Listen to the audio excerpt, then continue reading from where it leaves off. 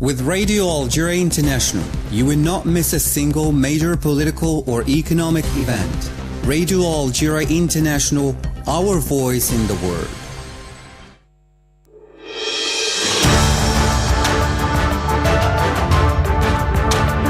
This is the English service of Radio Algeria International. It's time for the news. The President of the Republic, Abdelmajid Tebboune, has congratulated Algerian gymnast Kylian Nemours for winning the gold medal in gymnastics at the Paris Olympic Games. The Army Chief of Staff of the National People's Army, General Saïd Chengriha, said that the celebration of the Army Day reflects the loyalty and recognition of the nation towards the sacrifices of the National Army. As the Islamic Cooperation Organization is to hold an emergency meeting to discuss the situation prevailing in Gaza, the Israeli occupation pursued its bombardment of the territory. Bangladesh Nobel Peace Prize winner Muhammad Yunus has urged the international community to put an end to the violence that has rocked his country. Those were the major developments. Now the full news edition. Good afternoon. The President of the Republic, Supreme Chief of the Armed Forces, Minister of the National Defense, Abdelmajid Tebboune, has chaired a ceremony held in honor of the retired of the National People's Army, families of martyrs of national duty, as well as the seriously disabled and wounded in the fight against terrorism. Asya Bekar has more details in this report. The ceremony was part of the celebration of the National Day of National People's Army corresponding to August 4th of each year. On his arrival to the ceremony, the President of the Republic was greeted by the Chief of Staff of the National Army, Army General Saïd Chengriha. The Army Chief of Staff said the celebration of the Army Day reflects the loyalty and recognition of the nation towards the sacrifices of the personnel and executives of the National Army. He added that the National Army has always shouldered its responsibility in facing the challenges experienced by the country. The National People's Army, with the air of the National Liberation Army and faithful to its noble message, has always been at the heart of the battles and major challenges that Algeria had experienced. The National Army was strongly present in the decisive turning points that mark the history of our country, driven by its convictions at its noble missions and their greatness by staying loyal to the homeland, to the people and to the principles of the Republic. He added that the current major challenge is strengthening the pillars of national sovereignty and security. We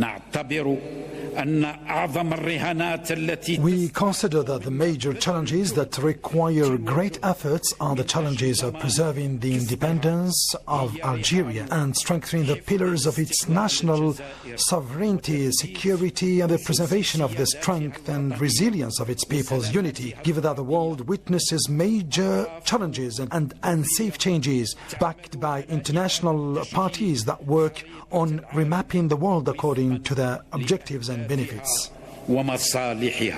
Let's recall that the ceremony organized on the occasion of the National Day of the National People's Army was attended by senior state officials, national figures and war veterans. The Speaker of the Council of the Nation, Salah Gujil, and the Speaker of the National People's Assembly, Ibrahim Boughali, have congratulated the National Army on the occasion of the National Army Day for protecting and honoring the homeland. The President of the Republic, Abdelmajid Tebboune, has congratulated Algerian gymnast Kylian Nemours for winning the gold medal in gymnastics and event bars at the Paris Olympic Games. The President of the Republic hailed the victory of the gymnast during a ceremony held at the Cercle National de l'Armée in Bni Msous, Algiers, to celebrate the National Day of the People's National Army, ANP. باسم الجيش الوطني الشعبي كافة وباسم رئاسة الجمهورية وباسم الشعب الجزائري نهني أنفسنا ونهني رياضتنا نمور على الميدالية الذهبية. The Algerian Olympic gymnastics champion Kylian Nemours, for her part, expressed her gratitude for the support and encouragement of the President of the Republic, Abdelmajid Tebboune, after winning the gold medal in the uneven bars event at the Paris Olympic Games. Meanwhile, the chairman of the Council of the Nation, Salah Goujil, has congratulated gymnast Kylian Imour, saying she has honored Algeria's martyrs and hoisted her flag high so that the world can hear the national anthem ring out from Paris. The Sonatrach Group has signed here in Algiers a memorandum of understanding with the Egyptian company Petrojet to study the feasibility of setting up a joint venture specialized in the design and manufacture of equipment and services in Algeria. In a communiqué issued by the Sonatrach Group indicated that the signing ceremony was attended by Sonatrach CEO Rashid Hashishi and Petrojet CEO Walid Lutfi. The Memorandum of Understanding is part of an agreement signed between the Ministry of Energy and Mines and the Egyptian Ministry of Petroleum and Mineral Resources on October 25, 2022 in Cairo, in the fields of oil, gas and mining. Petrojet is a public group specialized in construction and manufacturing in the onshore and offshore oil and gas industry, EPC and commissioning operating in the Middle East and North Africa, notably in Algeria. The Minister of Labour, Employment and Social Security, Mr. Faisal bin Taleb, has received the General Secretary of the International Transport Workers Federation, ITF, Mr. Stephen Cotton, here in Algiers. Majid Mila has the details in this report. The meeting, which took place in the presence of the General Secretary of the General Union of Algerian Workers, UGTA, Amar Takchout, was part of an exchange of views between regional and international organizations in the field of trade union action and the promotion of fields of cooperation to strengthen the partnership between Algerian and international trade unions. On the occasion, the minister hailed the efforts made by the state to ensure strong and comprehensive social protection for Algerian workers and the appropriate conditions for preserving their dignity within a balanced justice between employers, workers and the government. The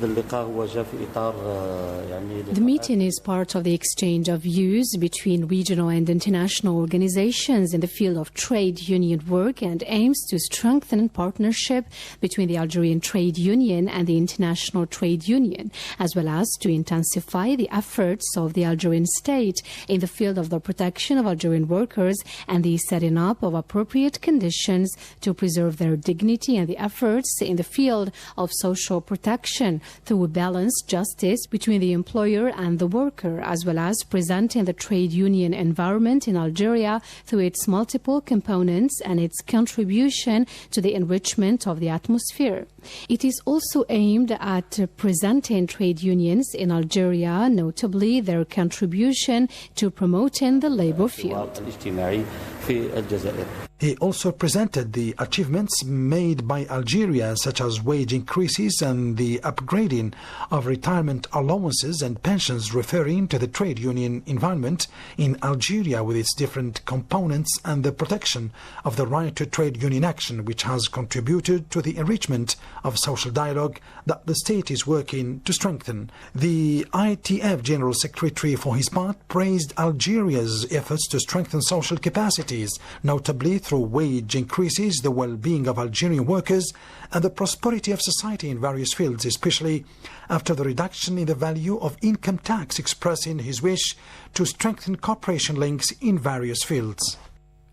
You're still listening to Radio Algeria International. Thousands of Moroccans took the streets in Rabat in support of the Palestinian people, denouncing Morocco's normalization of relations with the Israeli occupation.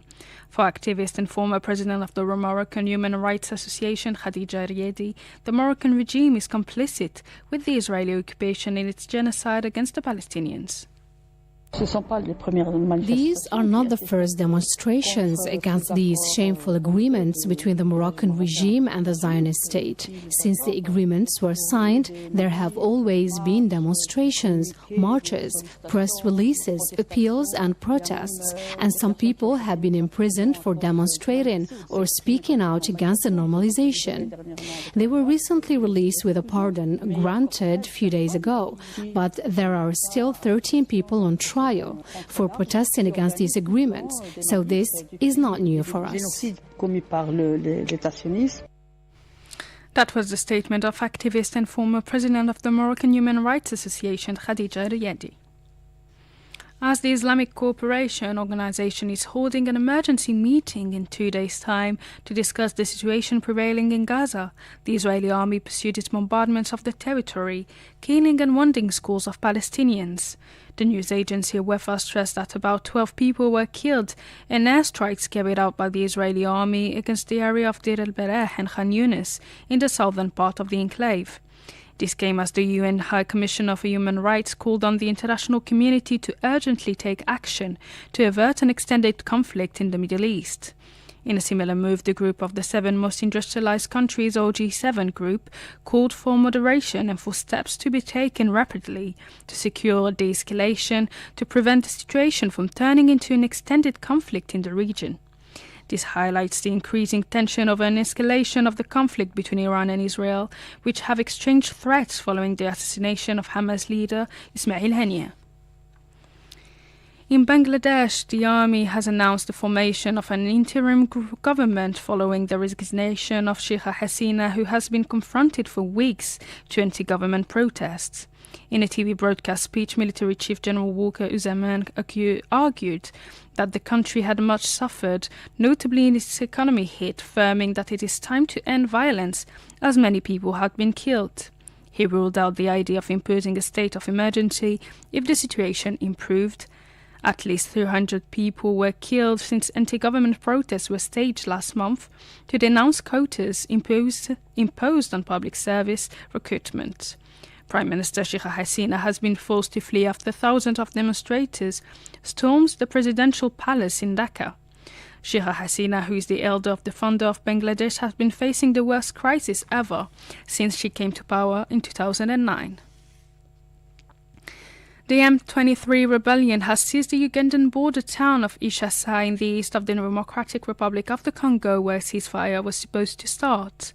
The president of Ishasa Civil Society, Romy Sashawa, said that Ishasa had passed into M23 control without resistance, adding that rebels are numerous and well equipped. The M23 movement is a predominantly Tutsi rebellion that has seized a large swath of territory in the eastern province of North Kivu since the end of 2021. Ishasa's capture comes a day after the fall of the large neighbouring town of Nyamilima, which also fell without fighting. British Prime Minister Keir Starmer is holding an emergency meeting with police chiefs after days of violent anti-immigration protest intensified, with buildings and vehicles torched and hotels holding asylum seekers targeted. More details in this report by Asya Bakar. Far-right demonstrators have attacked at least 2 hotels housing asylum seekers as the United Kingdom grapples with its worst riots in 13 years. Yesterday, hundreds of people gathered near Holiday Inn Express Hotel used to house asylum seekers, throwing bricks at police and breaking several hotel windows, then setting bins on fire. Footage from UK channels showed a line of police officers with shields facing a barrage of missiles, including bits of wood, chairs, and fire extinguishers as they sought to prevent the rioters, many of them masked, from entering the hotel. A police helicopter circled overhead and at least 1 injured officer in riot gear was carried away as the atmosphere turned increasingly febrile. Late on Sunday, police said that a hotel near Birmingham was known to have sheltered asylum seekers was also targeted. The Algerian kayaker Carol Diana Bouzidi will compete in quarter-final today at 2:30 p.m. Algiers time alongside France's Camille Prigent, Germany's Elena Lilik and Italy's Stephanie Horn. The Algerian athlete booked her place in the quarter-finals of the cross-country time trial by finishing second in the first series. The top 2 finishers in each heat qualify for the quarter-finals scheduled today. That's it for today's news bulletin. I invite you now to listen to a special program. Stay tuned on Radio Algeria International.